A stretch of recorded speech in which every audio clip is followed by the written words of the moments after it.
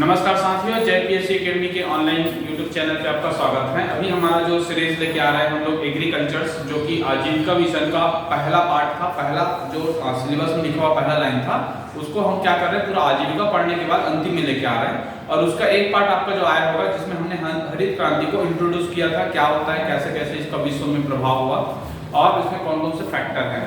अभी हमारा जो सेकंड वीडियो है यही हरित क्रांति का विकास है, और इसके ही साथ हम लोग जानेंगे कि अलग अलग क्रांति से किन किस जो फसल थे, फसलों के आधार पे अलग अलग क्रांति आई, उनको हम जानने की कोशिश करेंगे। ठीक है, तो चलिए अभी हम चालू कर रहे हैं। सबसे पहले हरित क्रांति। हरित क्रांति में हमने क्या देखा, ये देखा कि जब भारत में भूखमरी बढ़ रही थी, सारा चीजें जब हो रहा था विश्व पे, ठीक है, तो विश्व पे क्या हो रहा था कि अनुसंधान रिसर्च रिलेटेड काफी सारा चीजें हो रहा था, जिसमें सबसे इंपॉर्टेंट था नॉर्मन बोरलॉगसर, जिसने क्या किया, बौने प्रजाति के गेहूं विकसित किए। अब बौने प्रजाति के गेहूं विकसित कर लिए तो भारत में भी कहीं ना कहीं हरित क्रांति आई। तो सबसे पहला जो प्रोडक्ट आया था, कौन सा आया था, गेहूं आया था। आपसे क्वेश्चन पूछ सकता है हरित क्रांति का सबसे पहला प्रभाव कौन सा है। ठीक है, 2 बार व्यापक में पूछा गया है। ये कौन सा फसल था, गेहूं फसल था, जिसमें क्या हुआ, ये गेहूं के आधार पे ही क्या हुआ, भारत में हरित क्रांति की शुरुआत हुई। ठीक है, अब जब हरित क्रांति एक फसलों पे आ गया तो बाकी सारी फसलों पे आया, बहुत सारा अनुसंधान बने, जैसे कल हम पढ़े थे, कटक पढ़े थे। ठीक है, अनुसंधान केंद्र बने तो हमने क्या किया कि हमारा जो जीन था, बीजों का जो जीन था, उसकी परिपक्वता अवधि को हमने शॉर्ट किया और उसकी उत्पादकता को हमने क्या किया, ज्यादा ज्यादा उसको और बढ़ाने की कोशिश किया। ठीक है, चलिए अभी हम लोग चालू कर रहे हैं हरित क्रांति से संबंधित शोध संस्थान। तो कौन कौन से शोध संस्थान थे या कौन कौन से प्रोजेक्ट थे जिसके माध्यम से भारत में क्या हुआ, कृषि का विकास हुआ। इस टॉपिक को हम भारत में कृषि के विकास भी कह सकते हैं। क्या बोल सकते हैं, कृषि के विकास, कृषि के विकास, ये भी बोल सकते हैं। देखिए एकदम आराम से सुनिएगा।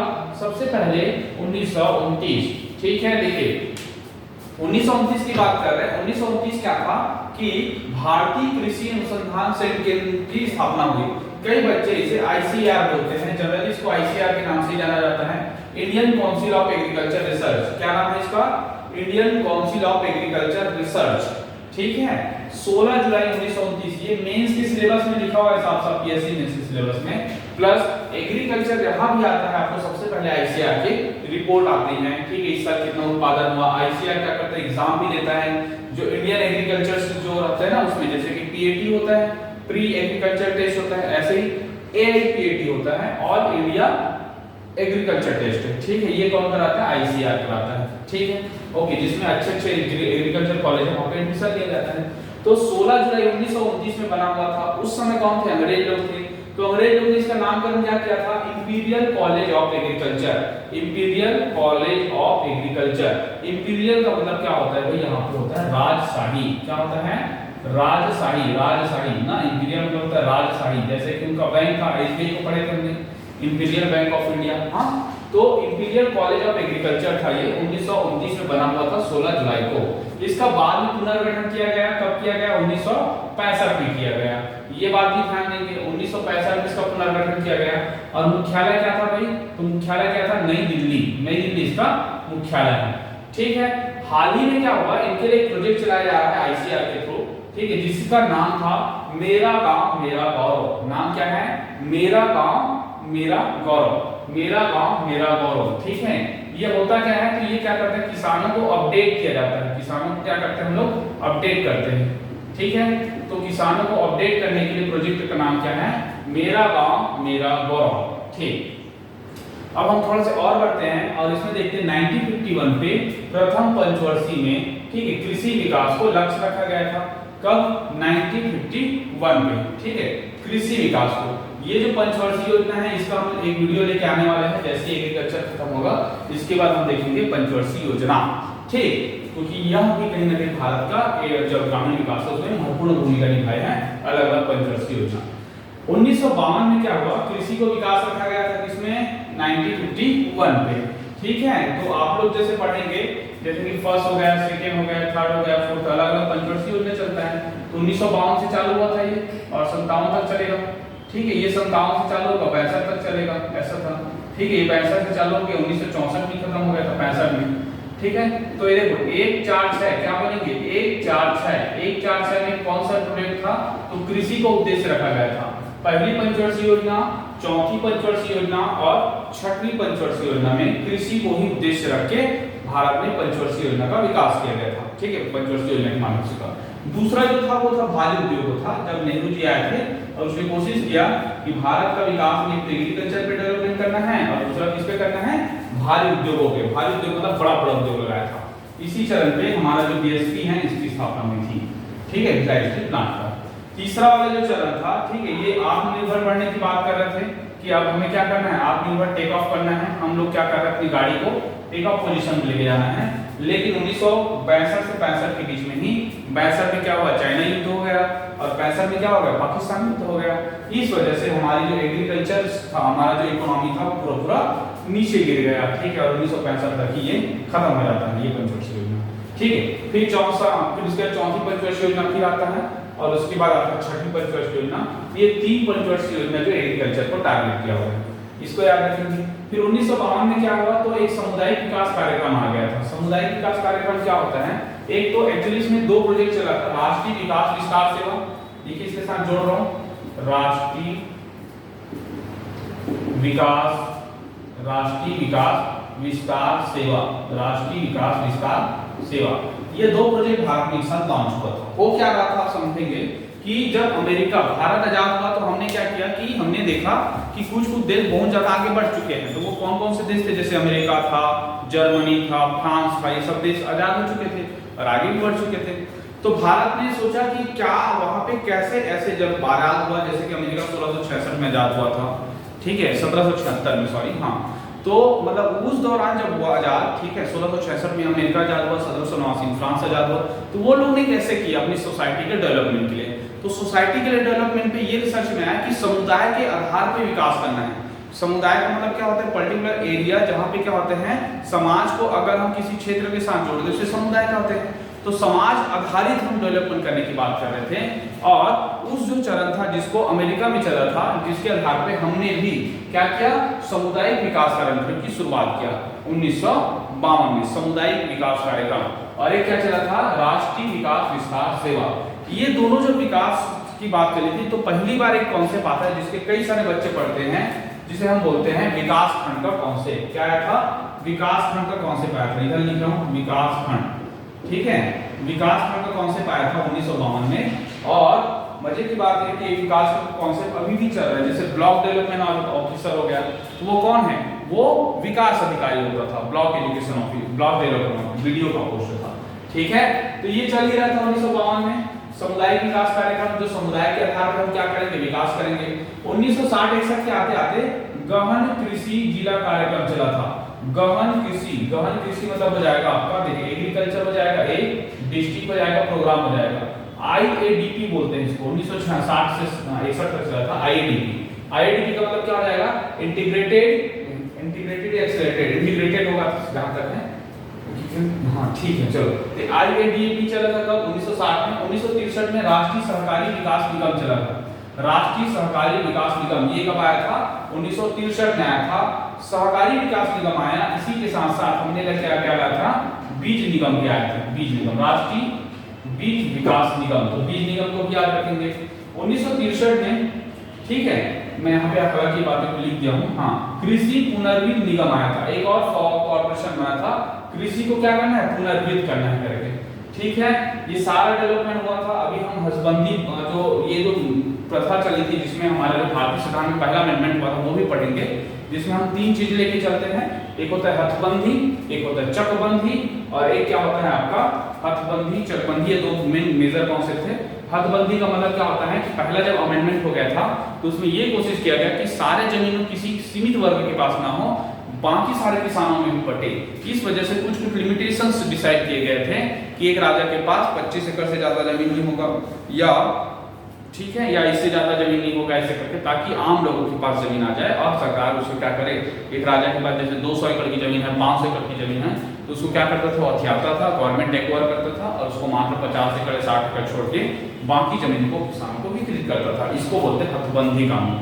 ठीक है, एक जो था चकबंदी कानून था। चकबंदी कानून के अंतर्गत क्या हुआ है कि बहुत सारे जो जमीन थे वो अलग अलग टुकड़ों में थे, क्योंकि भारतीय समाज क्या था, भाई भाई के बंटवारे में टूट रहा था। तो उसको कहीं ना कहीं क्या किया गया, एक साथ किया गया चकबंदी प्रथा के तहत कि जो एग्रीकल्चर है वो एग्रीकल्चर एक साथ रहेगा, उद्योग एक साथ रहेगा, एक ही टाइप की जमीन जैसे किसी का है तो वो एक ही जगह रहेगा, ऐसे रहते थे। एक चक बनाने का काम चालू हुआ था, ठीक है। ये क्या कहलाता है, चकबंदी प्रथा कहलाता है। ये सब कब हो रहा है, 1951 पे चला। मैं यहाँ लिख देता हूँ, कुछ बच्चे को अगर लिखना रहेगा तो, हालांकि इसका टॉपिक को लेके आऊंगा। एक हो जाएगा हथबंदी, एक हो जाएगा चकबंदी, चकबंदी, एक आ जाएगा बंदोबस्त, बंदोबस्त, ठीक है। बंदोबस्त को ही हम लोग रेखा प्रणाली बोलते हैं। रेखा प्रणाली मतलब क्या होता है, एक रेगुलेशंस लाया गया, उसके माध्यम से हम अपने जमीन में तो खेती किसानी कर सकते हैं, लेकिन दूसरे की जमीन में भी हम खेती किसानी कर सकते हैं। ये बंदोबस्त रेखा पद्धति से, ठीक है, जैसे अभी भी होता है। आप लीज में क्या करते हैं, जमीन को ले लेते हैं और उसके आधार पे काम करते हैं, ठीक है। ये कब चला था, 1951 में चला था, जब फर्स्ट अमेंडमेंट आया था संविधान का, ठीक है। ये तो हो गया संविधान की बात, ठीक। आगे बढ़ते हैं, 60 तक आ रहा है गहन कृषि विकास कार्यक्रम चला, 63 में राष्ट्रीय सहकारी विकास निगम चला, 63 में कृषि पुनर्वित्त निगम चला, जिसे हम राष्ट्रीय बीज निगम भी बोल सकते हैं, रिफाइनेंस कॉर्पोरेशन और सीड कॉर्पोरेशन, दोनों रिफाइनेंस एंड सीड फाइनेंस, क्या बोलेंगे इंग्लिश में, रिफाइनेंस, रिफाइनेंस एंड इसको बोलेंगे सीड प्रोजेक्ट, सीड, ठीक है, सीड कॉर्पोरेशन, ओके। अब अगर 1964 में हमने क्या किया, गहन कृषि क्षेत्रीय कार्यक्रम चलाया, एरिया, ये तो क्या था, एग्रीकल्चर था, ठीक है। आईएडीपी का डेवलपमेंट करना था, डिस्ट्रिक्ट के प्रोग्राम चल रहा था, इसको हमने क्या किया, इसको रूरल एरियाज के प्रोग्राम में लाया, ठीक है। गहन कृषि क्षेत्रीय कार्यक्रम कब आया, 1964 में, ठीक है। 1965 में हमने एफसीआई की स्थापना किया। एफसीआई बहुत ज्यादा प्रसिद्ध है, भारतीय खाद्य निगम, फूड कॉर्पोरेशन ऑफ इंडिया, ठीक है, एफसीआई, ये याद रखेंगे, ठीक है। उसके बाद क्या हुआ, ये सेंट्रल गवर्नमेंट का प्रोजेक्ट है, अभी भी ना सेंट्रल गवर्नमेंट लेवल पे काम होता है इसमें भी। 1965 में सीएसीपी की स्थापना हुआ। कई बच्चे क्या करते हैं, सीएसीपी को 85 मार्क के आते हैं, जबकि नहीं हुआ था। देखो, सीएसीपी की स्थापना 1965 में ही हुआ था, ठीक है। 1965 में सीएसीपी की स्थापना हुआ, फिर बाद में क्या हुआ कि 1985 में इन्होंने जो एमएसपी होता है उसके लिए सिफारिश करना चालू किया। तो दोनों चीजों को आपको अलग से पढ़ना है। क्या पढ़ेंगे आप लोग, देखो 1965 में, यहाँ पर लिख रहा हूँ, 1965 में क्या हुआ, सीएसीपी की स्थापना हुआ, और 85 में क्या किया, एमएसपी पर क्या कर रहे हैं, ये सिफारिश देना चालू किया कि इस रेट का इतना होना चाहिए करके, ठीक है। जो मुद्रास्फीति होता है उसके आधार पे, मुद्रास्फीति एपी मतलब मुद्रास्फीति एग्रीकल्चर जो रिलेटेड लाइन होता है उसके आधार पे क्या करता है, एमएसपी जारी करता है, सिफारिश करता है। एमएसपी कब जारी हो रहा है, ये भी 65 से जारी हो रहा है, लेकिन उस समय सीएसीपी का हाथ नहीं था, ऐसे पढ़ लेते, ठीक है। अब फिर बात करते हैं कृषि मंत्रालय के अधीन कार्य करता है सीएसीपी, और जो एमएसपी होता है उसको जो कृषि वाणिज्य विभाग जो होते हैं, आर्थिक सांख्यिकी के विशेष समिति होते हैं, वो लोग जारी करते हैं। कई बच्चे एमएसपी में गलत करते हैं, ठीक है। एमएसपी जारी नहीं करते, एमएसपी की सिफारिश करता है, ठीक है। एमएसपी की क्या करता है, ये सिफारिश करता है, जारी नहीं करता है। जारी कौन करता है, जो जारी इसकी विशेषज्ञ पैनल, कृषि मंत्रालय के विशेषज्ञ समिति लोग करते हैं, विशेषज्ञ समिति, याद रखना है ना क्वेश्चन, ठीक है, ओके। अब आता है 1966 में पहली हरित क्रांति आया। योजना अवकाश में इसलिए लिखा हूं, जब मैं आपको पंचवर्षीय योजना बताऊंगा तब आपको वहां पे बताऊंगा कि योजना अवकाश का मतलब क्या है करके, ठीक है। योजना अवकाश का मतलब ये होता है कि पहली पंचवर्षीय योजना और दूसरी पंचवर्षीय योजना के बीच में कभी कभी स्थिति ऐसी बनी कि ब्रेक करना पड़ा, 1 साल 2 साल, ज्यादातर 2 साल का 2 बार हुआ है। उस समय कोई भी प्रोजेक्ट नहीं चल रहा था, कोई भी पंचवर्षीय योजना लागू नहीं थी, उसको ही बोलते हैं योजना अवकाश। मतलब योजना आयोग में उन्हें क्या कर रहा है, अवकाश ले रखा है। तो ये 2 जगह चला था, 1966 से लेके 1968 तक के, जिसमें हम लोग 3 ईयर प्लान चलाए थे। 3 ईयर प्लान मतलब जिसे हम बोलते हैं रोलिंग प्लान कहते हैं, क्या बोलते हैं इसको, रोलिंग प्लान, मतलब 1-1 साल का टारगेट लेके हम आगे बढ़े थे। और दूसरा हमारा जो प्रोजेक्ट चला था योजना अवकाश के रूप में 1990 से 92 तक के, ठीक है, जिस समय हम क्या लाए थे, एलपीजी लाए थे। तो 2 योजना अवकाश है, सबको मैं आपको बताऊंगा, लेकिन आपको ब्रीफ कर रहा हूँ हल्का सा, ठीक है। जो बच्चे अगर पढ़े होंगे इसको एक बार तो बहुत जल्दी याद हो जाएगा, और नहीं पढ़े हैं तो भी उतना घबराइए मत, मैं इसको प्रॉपर वीडियो बना के बताऊंगा, ठीक है। चलिए 1998 से 99 के बीच में केसीसी योजना की शुरुआत हुई। केसीसी योजना होता है किसान क्रेडिट योजना। केसीसी मतलब क्या होता है, किसान क्रेडिट कार्ड, किसान क्रेडिट कार्ड, याद रखेंगे, किसान क्रेडिट कार्ड, ठीक है। इसकी शुरुआत कब हुआ, 1998 में। अब ये केसीसी क्या है, कोई नया चीज है। तो केसीसी का मतलब क्या होता है, केसीसी का मतलब क्या होता है, आप लोग कॉपी में लिखेंगे कि जैसे कि एक अगर एम्प्लॉय जो होता है उसको एक क्रेडिट कार्ड मिलता है। क्रेडिट कार्ड मिलता है तो क्या होता है, जैसे कि 20 महीने की सैलरी मैं ले रहा हूँ, कितना है मेरा सैलरी, सपोज दैट 50,000 रुपए है, ठीक है। अब मैं इस महीने की सैलरी आएगा तब खर्च करूंगा, लेकिन क्रेडिट सिस्टम में क्या करते हैं, डेबिट कार्ड होता है, क्रेडिट कार्ड होता है। डेबिट कार्ड में आप क्या करेंगे, आपके अकाउंट में पैसा रहेगा तब उस एटीएम को आप यूज कर सकते हो। क्रेडिट कार्ड में ऐसा होता है कि आपके अकाउंट में पैसा नहीं है, उस क्रेडिट कार्ड के माध्यम से आप खर्च कर सकते हो, और अगले महीने जब आपकी सैलरी आएगा या फिर कभी पैसा आएगा आपके अकाउंट में तो वो ऑटोमेटिक क्या हो जाएगा, डिडक्शन हो जाएगा, ठीक है। तो एक टाइप के ऐसे ही क्या होता है, हमारा किसान क्रेडिट कार्ड काम करते हैं।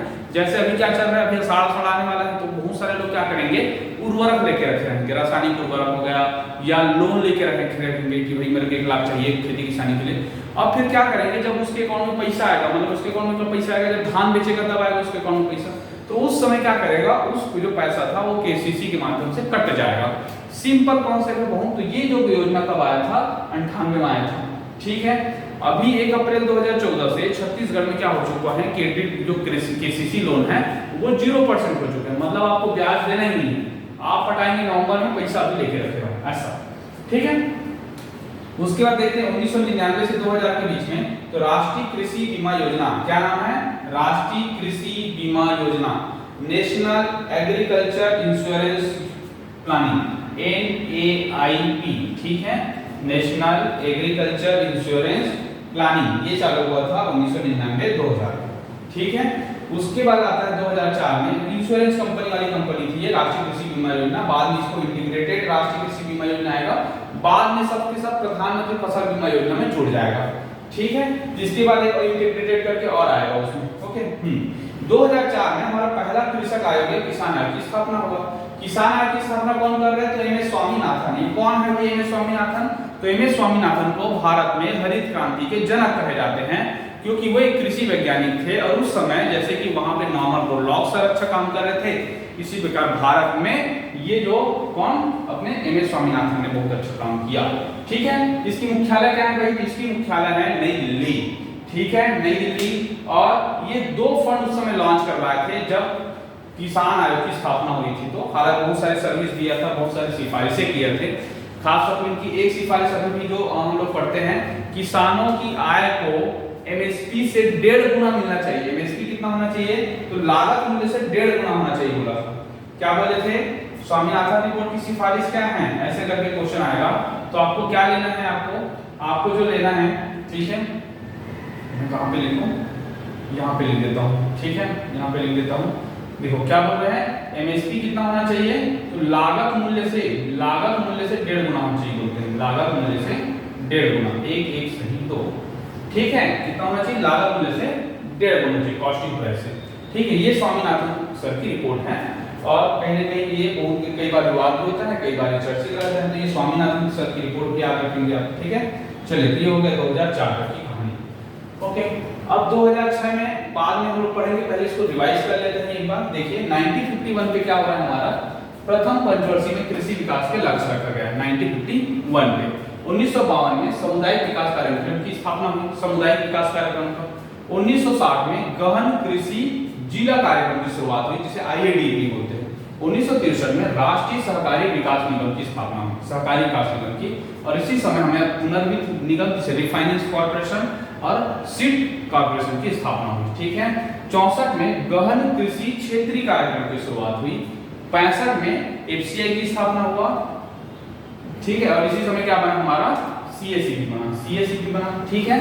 उसके बाद आता है हमारा जो MSP 85 से सिफारिश चालू किया, तो MSP 85 से चालू किया है, ठीक है, कृषि मंत्रालय का अधीन आता है। 66 में पहला हरित क्रांति की शुरुआत हुआ। 1998 में KCC आया, 99 में राष्ट्रीय कृषि बीमा आया, और 2004 में किसान आयोग आया, खत्म। 2006 में क्या हुआ कि सेकेंड हरित क्रांति की शुरुआत हुई। देखिए सदा हरित क्रांति बोलते हैं इसको, सदा हरित क्रांति, या कई जगह इंद्रधनुषी क्रांति दिखेगा आपको। हो क्या रहा था कि जो पहला हमारा जो हरित क्रांति आया था, अभी हम इसके दोष पढ़ेंगे तो हमें क्लियर होगा कि पहले हरित क्रांति में क्या दिक्कतें हुई भाई। देखिए यहाँ पे मैं कुछ मेंशन कर रहा हूँ, ठीक है। देखो सबसे पहले क्या हुआ, उर्वरकों का उपयोग बहुत ज्यादा हो गया। उर्वरकों का उपयोग बहुत ज्यादा हुआ तो क्या हुआ, बहुत ज्यादा हुआ तो पंजाब में बहुत ज्यादा हमारे जो खाद्यान्न श्रृंखला है, हमारे शरीर में जिस प्रकार की खाद्य श्रृंखला बनी हुई है उसमें रासायनिक उर्वरक की मात्रा ज्यादा हो गई, जिससे हमारे हेल्थ पे प्रभाव पड़ने पड़ गया।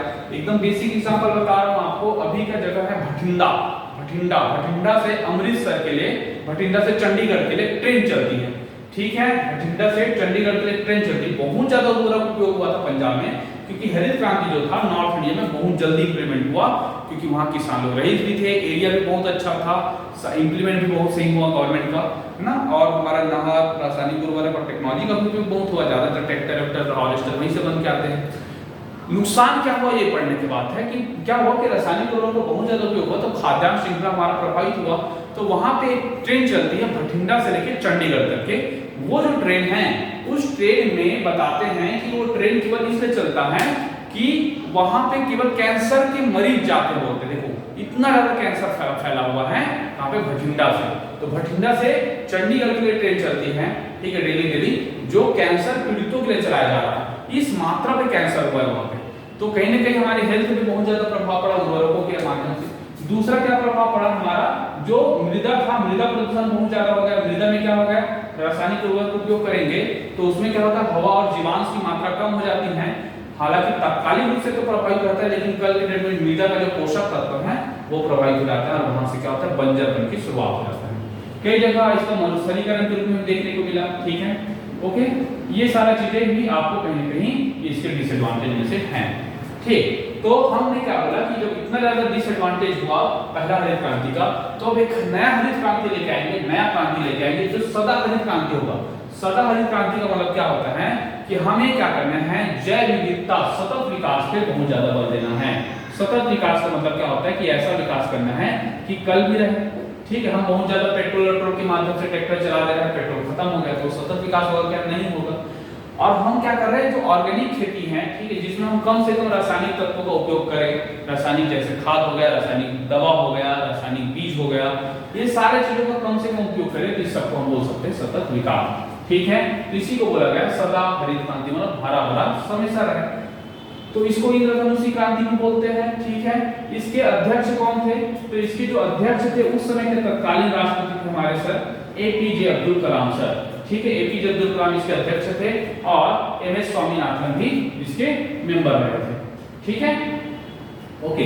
टोटल 50,000 करोड़ का एक बजट तैयार किया गया था और उस समय एक टारगेट रखा था। टारगेट को पूछता गया था कि खाद्यान्न को तात्कालिक जितना खाद्यान्न हो रहा था उस समय के जो खाद्यान्न उत्पादन था हमारा, मेरे को ऐसे एक दो जगह पढ़ा हूं, 210 एमटी के आसपास हो रहा था। कितना हो रहा था, 210 एमटी। तो 210 एमटी को हमें 2 गुना किया गया और इसे हमने 420 एमटी, कितना, 420 एमटी तक के पहुंचाना था, ठीक है। यही टारगेट था इसका, उसका हरित क्रांति, सदा हरित क्रांति का, कि हमारा जो उस समय का जो टोटल प्रोडक्शन था हमारा, कौन सा फूड प्रोडक्शन 210 एमटी था, जिसे हमें 420 एमटी तक के लेके जाना था, ठीक है, 2 गुना करने की नीति थी। और इसी के साथ ही 2007 में आई नई कृषि नीति। कृषि नीति, एक तो हम 66 को पहली कृषि नीति बोलते हैं, हरित क्रांति की शुरुआत, और दूसरा बोलते हैं ये दूसरा हरित क्रांति को, जिसे हम हरित कृषि नीति बोलेंगे। ये राष्ट्रीय किसान नीति भी इसी समय आया था, किसान नीति, ये आयोग है, ये नीति है, ठीक है, ओके।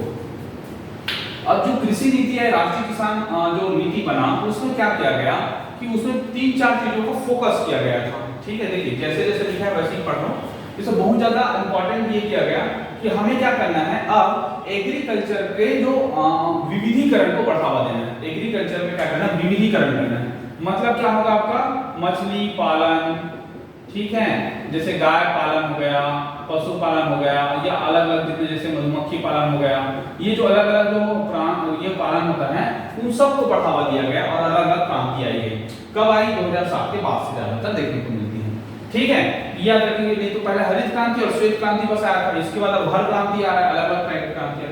ये सब नई कृषि नीति का परिणाम था। अभी हम और देखेंगे कुछ आंकड़े, जैसे एनपीके में परिवर्तन हुआ था, ये सारी चीजें राष्ट्रीय खाद्यान्न सुरक्षा मिशन में शामिल है। इसके तहत जो राष्ट्रीय खाद्यान्न सुरक्षा मिशन तो अभी जानेंगे, लेकिन क्या हुआ कि इसी के साथ ही ये जो मिशन था उसमें दाल, चावल और गेहूं मिशन की शुरुआत की गई। राष्ट्रीय खाद्य सुरक्षा मिशन के तहत दाल मिशन, चावल मिशन और गेहूं मिशन की शुरुआत की गई, ठीक है। हालांकि ये कानून जो है 10 दिसंबर 2013 को इंप्लीमेंट हुआ संसद में, ठीक है। और इसमें क्या टारगेट लिखा गया, तो इसमें टारगेट क्या रखा गया था, 5 गुना, 3 गुना, 2 गुना, क्या बोलेंगे, 5 गुना, 3 गुना और 2 गुना। 5 गुना क्या, चावल के उत्पादन को बढ़ाना है, ठीक है, गेहूं को 3 गुना उत्पादन को बढ़ाना है, ओके, और 2 गुना बढ़ाना है किसको, मोटे अनाज को। तो 5 3 2, 5 3 2 क्या बनेंगे, चावल, गेहूं और मोटे अनाज, चावल, गेहूं और मोटे अनाज। 5 3 2 532 याद रखेंगे, ठीक है। ये किसका था, ये राष्ट्रीय खाद्यान्न सुरक्षा मिशन का था, FSSAI, ठीक।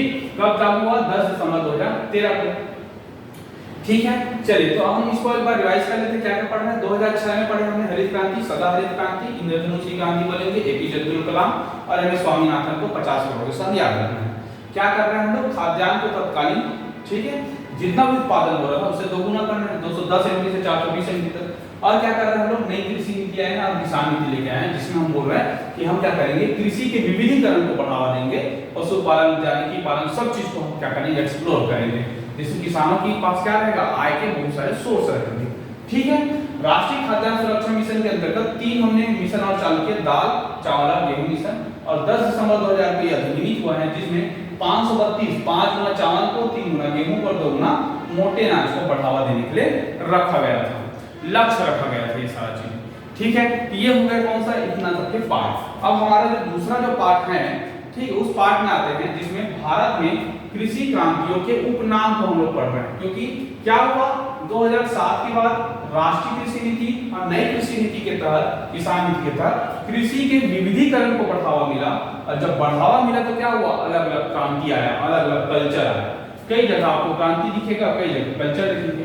इसके जिस वीडियो जो आएगा बाद में वीडियो, उसमें हम कल्चर लेके आएंगे, अभी हम लोग क्रांति पढ़ रहे हैं। यहाँ से भी क्वेश्चन कहीं ना कहीं छोटे छोटे आपके व्यापकों के पेपर, रेलवे के पेपर में आपको देखने को मिलेगा, PSC के पेपर में देखने को मिलेगा। जैसे नीली क्रांति को पूछा था 2018, 2017 या 16 PSC में, नीली क्रांति संबंधित क्या है, ऐसे करके, ठीक है। चलिए चालू करते हैं। सबसे पहला क्या हुआ, हरित क्रांति आया, खाद्यान्न उत्पादन के लिए, कोई दिक्कत नहीं। श्वेत क्रांति किसके लिए, श्वेत क्या होता है, दूध होता है, तो दूध के लिए चला था श्वेत क्रांति, 1970 में चला था, इसको पढ़ चुके हैं हम लोग। हाँ, NDDB का गठन हुआ था, नेशनल, हाँ, डेयरी, नेशनल क्या है, नेशनल डेयरी बोर्ड ना, ठीक है, ये NDDB का गठन हुआ था, ठीक है, नेशनल डेयरी डेवलपमेंट बोर्ड होता है NDDB, 1970 में इसका गठन किया गया था। वर्गीज पूरी आंसर को याद रखना। तीसरा है नीली क्रांति है, जिसे हम मछली उत्पादन बोलते हैं, ठीक है, मछली उत्पादन के लिए बढ़ावा देने के लिए नीली क्रांति। नीला क्यों, क्योंकि समुद्र नीला होता है, समुद्र में क्या होता है, मछली मिलता है, तो नीली क्रांति समुद्र नीला से याद कर लो। उसके बाद है भूरी क्रांति, भूरी क्रांति क्या हो जाएगा, कोको, ठीक है, कोको उत्पादन को भूरी क्रांति से जोड़ा जाता है, ठीक है, ओके। 4 चीजें हुआ, हरित खाद्यान्न, श्वेत हो जाएगा दूध, नीली क्रांति हो जाएगा मछली, और भूरी क्रांति क्या हो जाएगा, कोको उत्पादन, ठीक। अब हम लोग देखते हैं रजत क्रांति की बात करते हैं। रजत क्रांति 2 चीजों में याद रखना है, एक जो होता है वो होता है कुक्कुट, और एक क्या होता है, अंडा और कुक्कुट, मतलब कुकरी, मुर्गी और मुर्गी के बाद क्या बनेगा, अंडा, तो दोनों क्या है, रजत से किया जाएगा, रजत मतलब, ठीक है। तो रजत का मतलब होता है ना सिल्वर कैसा दिखता है, व्हाइट कलर दिखता है, तो सिल्वर जब व्हाइट कलर दिखता है तो व्हाइट से याद रखेंगे, सिल्वर व्हाइट कलर दिखता है तो क्या करेंगे, व्हाइट से याद रखेंगे, ठीक है। तो अंडा और कुक्कुट याद रखेंगे। दूसरा जो होता है, ठीक है, ओके, एक आता है पीली क्रांति। पीली क्रांति में हम बात कर रहे हैं तिलहन का, पीली क्रांति में बात कर रहे हैं तिलहन का। ये 1985 के आसपास आया था, जब खास तौर पे हमारा जो सरसों का उत्पादन क्या हो गया था, कम हो गया था, और सरसों का उत्पादन कम हुआ तो भारत में क्या आया, तिलहन संकट आया, खाने के तेल की कमी होने लग गई। इसी को क्या किया गया, बढ़ावा देने के लिए, ठीक है, पीली क्रांति की शुरुआत हुई 1987 में, ठीक है। ये 87 में आया था, क्योंकि 85 में क्या हुआ था, तिलहन संकट आया था, और 87 में हम लोग लेके आए थे पीली क्रांति, ठीक। ये हो गया हमारा। लाल क्रांति देखते हैं। लाल क्या होता है, लाल होता है मटन होता है लाल, या तो टमाटर होता है। तो मीट के लिए या तो टमाटर के लिए, दोनों के लिए लाल क्रांति प्रसिद्ध है, ठीक है। लाल क्रांति मतलब टमाटर और मांस, पीली क्रांति में सरसों, तिलहन। रजत क्रांति में भी 2 होगा, एक मुर्गी होगा और उसका अंडा होगा, ठीक है। अब आता है गुलाबी क्रांति। गुलाबी क्रांति में 3 चीजें हैं, देखो, झींगा मतलब क्या होता है, जो मछली का छोटा रूप जो समुद्र में मिलता है, कहीं मिलता है। दूसरा होता है प्याज, और तीसरा होता है औषधि। प्याज मतलब प्याज भी एक औषधि है मान के चलो, ठीक है, और उसको किसमें भून के खाएंगे, झींगा के साथ खाएंगे। तो झींगा, प्याज, औषधि, ओके, ये तीनों चीजों को हम बोलते हैं गुलाबी क्रांति, ठीक है। तो गुलाबी में क्या क्या है, झींगा, प्याज और औषधि। जो जो किए हैं वैसे ही पढ़ो। देखो रजत में क्या है, अंडा कुक्कुट, पीली में बोलेंगे तिलहन, लाल में बोलेंगे टमाटर मांस और गुलाबी क्रांति बोलेंगे झींगा प्याज और औसत। ठीक है, ओके ठीक है। चलो बादामी क्रांति देखते हैं। बादामी क्रांति में देखेंगे बादामी मसाला याद रखेंगे। बादामी का है, जैसे बादाम की पहाड़ी कहाँ पर है भाई, बादाम की पहाड़ी कहाँ है, केरल में है। और केरल किस लिए फेमस है, केरल फेमस है मसालों के लिए। तो इस प्रकार आपको याद रखना है कि बादामी क्रांति किसको बोलते हैं, मसाला उत्पादन को बोलते हैं, जो केरल वाले साइड में है। दूसरा है सुनहरी क्रांति का होगा। तो सुनहरी क्रांति में हम दो चीज को लेके चलेंगे, एक तो फल होगा, एक तो शहद होगा। शहद पीएंगे सुनहरा सुनहरा लगेगा, फल भी पियो सुनहरा लगेगा। तो फल और शहद के लिए क्या है, सुनहरी क्रांति। ठीक है, एक है गोल क्रांति। अब गोल चीज क्या होता है, आलू होता है, तो आलू गोल है तो गोल क्रांति। ठीक है, बादामी से मसाला क्रांति, सुनहरी से फल और शहद क्रांति, गोल क्रांति बोलते हैं आलू को। ठीक है, ये पार्ट आपको याद रखना है। चलिए अब हम लोग बढ़ते हैं। देखो एक होता है रजत रेशा और एक होता है सुनहरा रेशा। रजत और जो सुनहरा है वो दोनों पढ़ चुके हैं, लेकिन फाइबर के रूप में पढ़ेंगे, सिल्वर फाइबर और क्या गोल्डन फाइबर। तो सिल्वर फाइबर बोलते हैं कपास को, क्यों, क्योंकि व्हाइट कलर का होता है जनरली। तो रजत को आपको याद रखना है व्हाइट कलर का, जैसे यहाँ पे आप पढ़े थे अंडा, अंडा मुर्गी। ठीक है, वैसे यहाँ पे कपास को पढ़ना है, जिसे सफेद सोना कहते हैं। क्या बोलते हैं, सफेद सोना, कपास को। ठीक है, काला सोना किसको बोलते हैं, पेट्रोलियम को बोलते हैं। ये हम लोग अभी देखेंगे, काली क्रांति भी चलता है पेट्रोलियम उत्पादन के लिए। हाँ, सुनहरा हो गया, ग्रे या स्लेटी। हाँ, सुनहरा रेशा, गोल्डन फाइबर। गोल्डन फाइबर में जूट आता है जो वेस्ट बंगाल में है, गोल्डन फाइबर। ठीक है, ग्रे या स्लेटी के लिए उर्वरक याद रखेंगे। ग्रे या स्लेटी के लिए भूरा। ग्रे मतलब क्या होता है, भूरा, तो भूरा के लिए याद रखेंगे उर्वरक। ठीक है, उर्वरक भूरा होता है। हरित सोना, हरा सोना क्या है, बांस को बोला जाता है। हरा सोना किसको बोलते हैं, बांस को। ये इंडियन लेवल पे बोलते हैं, छत्तीसगढ़ में बोलेगा कि हरा सोना किसे बोलते हैं करके। तो हमारे हरा सोना किसको बोलते हैं, तेंदू पत्ता को बोलते हैं, तेंदू पत्ता को बोलते हैं।